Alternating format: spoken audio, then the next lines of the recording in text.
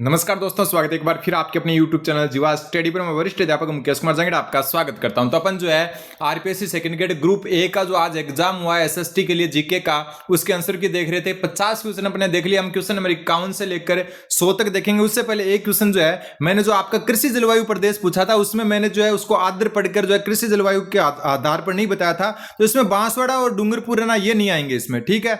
इसमें आपके दक्षिण पूर्वी जो है कोटा और झालावाड़ आएंगे। तो इसका उत्तर जो है ना वो केवल ए और बी हो जाएगा। एक करेक्शन आप कर लेना। अब चलते हैं अपन आगे क्वेश्चन नंबर 51 से। सबसे पहला, निम्नलिखित में से कौन सा भूभाग डेविस जल डमरू मध्य के द्वारा विभाजित होता है? तो ग्रीनलैंड और बेफिन द्वीप, ठीक है। बेफिन द्वीप आपका कनाडा में, तो उत्तर हो जाएगा ऑप्शन नंबर 3। फिर करणपुरा और चंद्रपुरा कोयला क्षेत्र किस राज्य में है? तो ये झारखंड में है। कहां पर है? झारखंड में। फिर निम्नलिखित में से कौन सी पहाड़ियां जो है पूर्वी घाट का हिस्सा नहीं है? तो बालाघाट जो है आपका ये छत्तीसगढ़ और महाराष्ट्र के बॉर्डर पर है, तो ये आपका पूर्वी घाट का भाग नहीं है। फिर निम्नलिखित में से किन क्षेत्रों में विस्तृत व्यापारिक अन्न उत्पादक कृषि की जाती है? तो ए अर्जेंटीना के पंपास, न्यूजीलैंड के कैटम्बरी और दक्षिण अफ्रीका के वेल्ड्स जो आपके शीतोष्ण घास के मैदान है वहां की जाती है। तो इसका उत्तर हो जाएगा ए, बी, डी। वापस मैं बता दूं आपको, सारी की सारी सावधानी बरती गई आंसर की बनाते समय। फिर भी कोई अगर क्वेश्चन आपको लगे कि ऊपर नीचे हो रहा है तो आप जरूर कमेंट कर सकते हैं। फिर भारत के निम्नलिखित जैवमंडल आरक्षित क्षेत्रों में से कौन से यूनेस्को के विश्व जैवमंडल आरक्षित क्षेत्र नेटवर्क में सम्मिलित है? टोटल 13 इसमें सम्मिलित है। 13 के नाम हालांकि थोड़े से हार्ड होते हैं याद करना, लेकिन यहां पर जो चारों के चारों, नंदा देवी जो है, नोक्रेक, सिमलीपाल और कोल्ड डेजर्ट, ये नवीनतम है सबसे। 13वां जो है यही है। तो यहां पर उत्तर हो जाएगा ए, बी, सी और डी।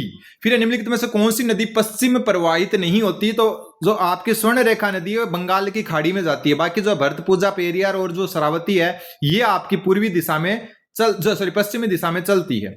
फिर आपका जयपुर, लखनऊ और चंडीगढ़ में दक्षिण पश्चिम मानसून पहुंचने की सामान्य तिथि जो है 15 जून से 1 जुलाई है। 15 जून से 1 जुलाई। फिर आपका उत्तर पूर्वी व्यापारिक पवने प्रवाहित होती है। उत्तर पूर्वी जो आपकी व्यापारिक पवन है ये उत्तरी गोलार्ध में उपोष्ण कटिबंध से भूमध्य रेखा की ओर होती है। तो ये हो जाएगा ऑप्शन नंबर 2। फिर आपका निम्नलिखित कथनों पर विचार कीजिए। कौन से जो है उपयुक्त में से जो है अटलांटिक महासागर से संबंधित है?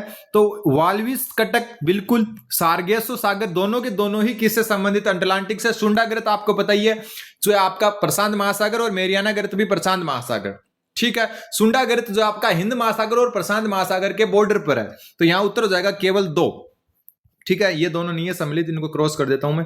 फिर आते हैं आप क्वेश्चन नंबर 60। मिथेन जो CH4 है वो उत्सर्जन के संदर्भ में कौन, मतलब मिथेन के स्रोत क्या है उत्सर्जन के? तो धान की कृषि बिल्कुल, मवेशियों और अन्य पशुधन का अपशिष्ट बिल्कुल, और दीमक और अपशिष्ट भराव क्षेत्र। तो चारों के चारों इसमें सही हो जाएंगे। Option number 2। Question number 61। Bharat के आर्थिक सर्वेक्षण 2025-26 के अनुसार भौगोलिक वितरण के मामले में भारत के विनिर्माण क्षेत्र में कुल रोजगार में निम्न में से कौन से राज्य अधिकतम योगदान दिया? तो तमिलनाडु ने, ठीक है। इसका उत्तर हो जाएगा तमिलनाडु। एक बात और मैं बता दूं कि जो आपका आर्थिक समीक्षा आई है यानी कि इंडियन इकोनॉमी है, उसमें एक तो जो आर्थिक सर्वेक्षण 2025-26 है उसके अनुसार कुछ क्वेश्चन 2024-25 के आए, मिक्स आया, ठीक है। जैसे ये देखो 2024 का क्वेश्चन है कि जो है यदि वर्ष 2024 के लिए, अब इस क्वेश्चन को आप पूरा पढ़ लेना, भारत के कुल आयात में खनिज, ईंधन, तेल, आसवन उत्पादों के अंश को दर्शाए। बी जो है भारत के कुल आयात में विद्युत और इलेक्ट्रॉनिक उपकरण के अंश को दर्शाए। सी है भारत के कुल आयात में मोती, कीमती पत्थर, धातु, सिक्के आदि के अंश को दर्शाए। चौथा है भारत के कुल आयात में नाभिकीय रिएक्टर, बॉयलर, मशीनरी आदि के अंश को दर्शाए। तो इसका उत्तर मेरे हिसाब से जो है 2 नंबर होना चाहिए। थोड़ा सा डाउटफुल क्वेश्चन है ये, ठीक है, थोड़ा सा डाउटफुल है। Question number 63। भारत के सेवा क्षेत्र के बारे में निम्नलिखित कथनों में से कौन सा सही है? राष्ट्रीय सांख्यिकी कार्यालय ने निगमित सेवा क्षेत्र के उद्यमों को पहला वार्षिक सर्वेक्षण शुरू किया। बिल्कुल। इस सर्वेक्षण की संदर्भ अवधि वित्तीय वर्ष 2024-25 है। तो ये गलत हो गया आपका। फिर इस सर्वेक्षण का उद्देश्य देश के निगमित सेवा क्षेत्रों का एक व्यापक डेटाबेस विकसित करना। बिल्कुल सही है। तो उत्तर 1 व 3 सही हो जाएंगे। चैनल पर नहीं तो चैनल को सब्सक्राइब जरूर कर दें। Question number 64। प्रधानमंत्री मुद्रा योजना के बारे में निम्नलिखित कथनों पर विचार कीजिए। इस पहल के अंतर्गत लघु व्यवसायों को समर्थन देने हेतु 50 लाख रुपए तक के साथ आसान और बिना गारंटी वाले ऋण उपलब्ध करवाकर वित्तीय पहुंच में वर्तमान अंतर को कम किया गया। तो गलत है, ये 20 लाख तक ही होगा। इस योजना के अंतर्गत जो है 80% से अधिक ऋण महिला उद्यमियों को स्वीकृत किए गए। तो ये भी गलत है। फिर सभी ऋण का लगभग 1/5 या हम कह सकते हैं 20% हिस्सा पहली बार उद्यम शुरू करने वाले उद्यमियों को दिया गया। बिल्कुल सही है। तो इसमें केवल 3 सत्य है, ठीक। फिर है भारत सरकार वर्ष 2007 में राष्ट्रीय खाद्य सुरक्षा मिशन का क्रियान्वयन विभिन्न फसलों के उत्पादन और उत्पादकता को बढ़ाने के लिए कर रही है। वित्तीय वर्ष 2025 में इस योजना का नाम बदलकर राष्ट्रीय खाद्य सुरक्षा एवं पोषण मिशन कर दिया। ठीक है, क्वेश्चन नंबर 66, उपराष्ट्रपति के निर्वाचन के संबंध में निम्नलिखित कथनों पर विचार करो। उपराष्ट्रपति का निर्वाचन संसद के दोनों सदनों के मात्र निर्वाचित सदस्य मिलकर करते हैं, बिल्कुल गलत है। इसमें मनोनीत भी शामिल होते हैं, कोई ये मत सोचना मनोनीत शामिल नहीं होते। राष्ट्रपति में मनोनीत शामिल नहीं होते। कोई व्यक्ति उपराष्ट्रपति के रूप में निर्वाचित होने का पात्र तभी होगा जब वो 35 वर्ष की आयु पूरा कर चुका होगा। तो ना तो एक सही है, नहीं दो सही है। क्वेश्चन नंबर 67, निम्नलिखित में से किसने कहा कि भारतीय संविधान ने संघवाद के कठोर ढांचे से परहेज किया और समय तथा परिस्थितियों की आवश्यकताओं के अनुसार वह एकात्मक और संघात्मक दोनों हो सकता है? तो इसका उत्तर हो जाएगा डॉक्टर BR अम्बेडकर। ऐसे क्वेश्चन कैसे कर सकते हो आप कि संविधान का डॉक्टर भीमराव अम्बेडकर का संविधान निर्माण में योगदान? अभी तक कोई क्वेश्चन नहीं आया, मतलब यही है क्वेश्चन वो। ठीक है, फिर भारत के संविधान के अनुच्छेद 39 में उल्लेखित राज्य के नीति निर्देशक तत्वों के संदर्भ में निम्नलिखित कथनों पर विचार करो। पुरुषों और स्त्रियों दोनों का समान कार्य के लिए समान वेतन, बिल्कुल सही है। पुरुषों और स्त्रियों सभी नागरिकों को समान रूप से आजीविका के साधन प्राप्त करने का अधिकार, बिल्कुल सही। तो इसमें दोनों सही हो जाएंगे। क्वेश्चन नंबर 69, मार्च अप्रैल 2025 में भारत और रूस का निम्नलिखित में से कौन सा द्विपक्षीय नौसेना अभ्यास हुआ था? तो ये हुआ था इंद्र। कुल मिला के जो विदेश नीति और विदेश जो संबंध है आपके, उनको भी करंट के हिसाब से पूछा गया है। फिर 1935 में भारत शासन अधिनियम की किस धारा के अंतर्गत गवर्नर जनरल के कार्यों का उल्लेख किया गया है? तो धारा 7 के अंतर्गत। ठीक है, फिर 1946 में संविधान सभा में प्रक्रिया नियम समिति की बैठक निम्नलिखित में से किसकी अध्यक्षता में हुई थी? जिसके अध्यक्ष थे आपके डॉक्टर राजेंद्र प्रसाद। वापस मैं बता दूं, कोई गलती हो जाए तो कमेंट जरूर कर देना, और अगर कोई गलती मेरे पकड़ में आ जाती है तो मैं उसको पिन कर दूंगा कमेंट को। फिर भारत के संविधान के अनुच्छेद 15(1) के अंतर्गत निम्नलिखित में से किस शब्द का उल्लेख नहीं है? तो क्षेत्र शब्द का उल्लेख नहीं है। लिंग, धर्म और मूलवंश तीनों का उल्लेख इसमें मिलता है। फिर विद्यमान निर्वाचक नामावली यानी कि मतदाता सूची से अपना नाम हटाने के लिए निम्नलिखित में से कौन सा फॉर्म भरा जाता है? तो फॉर्म नंबर 7। फिर आपका कथन A और R, जो व्यक्ति स्वेच्छा से किसी विदेशी राज्य की नागरिकता प्राप्त करता है वह भारत का नागरिक नहीं रहता, बिल्कुल, क्योंकि दोहरी नागरिकता भारत में प्रतिषेध है। फिर भारत के संविधान का अनुच्छेद 9 जो है वो संसद को ऐसे व्यक्तियों का मतलब है जो विदेश में जाकर नागरिकता समाप्त हो जाती है, उनकी वहां की नागरिकता लेती प्रदान करने तो कोई भी कानून बनाने से प्रतिबंधित करता है, बिल्कुल जो है आपका सही है। तो इसमें जो है दोनों सही है और दोनों सही व्याख्या करते हैं। ठीक है, क्वेश्चन नंबर 75, अप्रैल 2026 में निम्नलिखित में से किस पूर्व केंद्रीय मंत्री को, एक मिनट, ये क्या है? भारत के संविधान का अनुच्छेद 9, ठीक है, ये प्रतिबंधित शब्द आ गए यहाँ पर। मेरे हिसाब से जो है ना इसका उत्तर जो है ये प्रतिबंधित की वजह से जो है B गलत हो जाएगा। मेरा ये मानना है इसका उत्तर 1 होना चाहिए। A तो सही है लेकिन R गलत है। बाकी आप जो है बताना कमेंट करके जरूर। फिर आपका अप्रैल 2026 में निम्नलिखित में से किस पूर्व केंद्रीय मंत्री को पीपल्स रिपब्लिक ऑफ बांग्लादेश में भारत के अगले उच्चायुक्त के रूप में नियुक्त किया गया है? तो दिनेश त्रिवेदी को। क्वेश्चन नंबर 76, भारत के संविधान के निम्नलिखित में से किस अनुच्छेद में कहा गया है कि मंत्री राष्ट्रपति के प्रसाद पर्यंत अपना पद धारण करेंगे? तो अनुच्छेद 75(2). तो ऑप्शन में सिर्फ 75 है, तो उत्तर हो जाएगा ऑप्शन नंबर 1। अगला जो क्वेश्चन आपका हुआ है कि निम्नलिखित में से भारत के संविधान का कौन सा अनुच्छेद अंतरराष्ट्रीय शांति और सुरक्षा को प्रोत्साहन देता है? तो अनुच्छेद 51। ये विदेश नीति का आधार भी यही है, आपको ध्यान में रखना है। क्वेश्चन नंबर 78, भारत के संविधान के किस अनुच्छेद में कहा गया कि राज्यसभा का विघटन नहीं होगा? तो अनुच्छेद 83(1) में कहा गया, तो उत्तर हो जाएगा option number 4। Question number 79, Bharat के संविधान के अनुसार कोई व्यक्ति जो राष्ट्रपति के रूप में पद धारण करता है या कर चुका है वह संविधान के अन्य उपबंध के अधीन रहते हुए उस पद के लिए कितनी बार पुनः निर्वाचन का पात्र होगा? तो कोई सीमा निर्धारित नहीं है, कोई भी राष्ट्रपति कितना भी निर्वाचित हो सकता है, कितनी भी बार। फिर है सर्वोच्च न्यायालय के न्यायाधीश के रूप में नियुक्त होने के लिए न्यूनतम आयु क्या रखी गई है? तो क्वेश्चन नंबर 80 का उत्तर हो जाएगा न्यूनतम आयु का कोई भी निर्धारण नहीं है। क्वेश्चन नंबर 81, साइकोलॉजी का क्वेश्चन, मेयर, कारूसो और सेलावी द्वारा प्रदत्त सांवेगिक बुद्धिमत्ता का घटक कौन सा नहीं है? तो इसका उत्तर ऑप्शन नंबर 2 हो जाएगा, सांवेगिक परिपक्वता। क्वेश्चन नंबर 82, समालोचनात्मक चिंतन कौशलों को उनके अर्थ से सुमेलित करना है। सबसे पहले अवबोध, ऑप्शन नंबर 2 हो जाएगा इससे।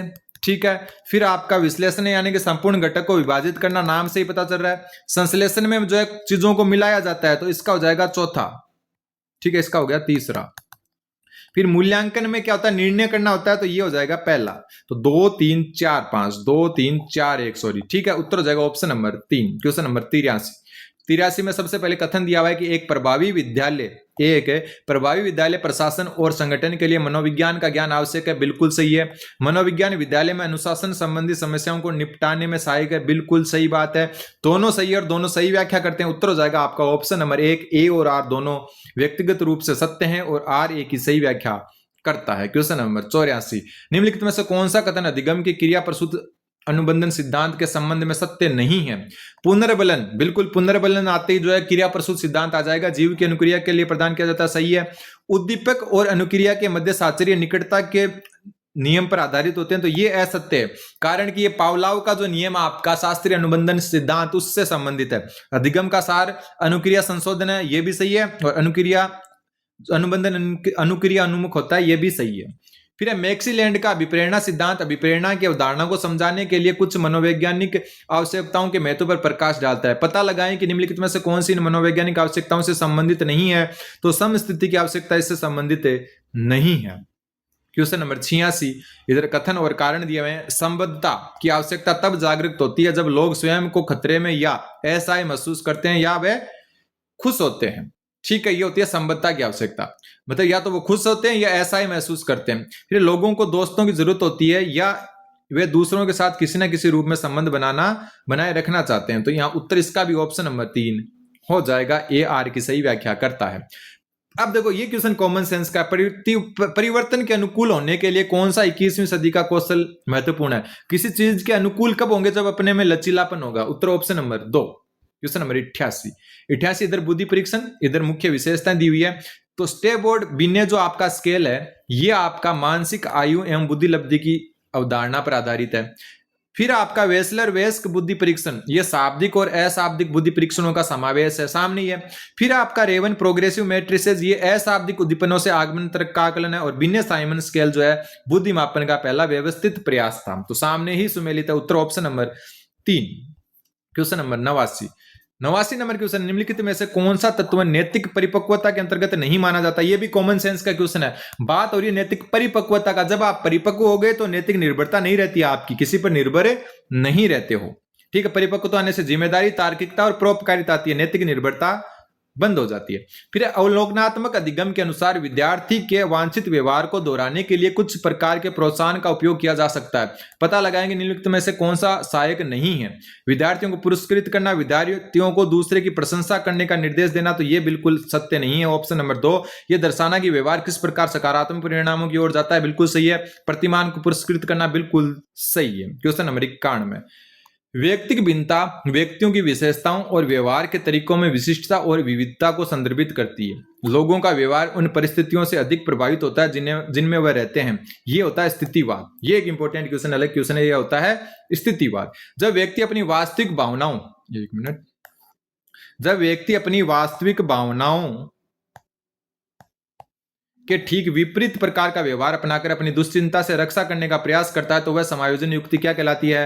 प्रतिक्रिया निर्माण।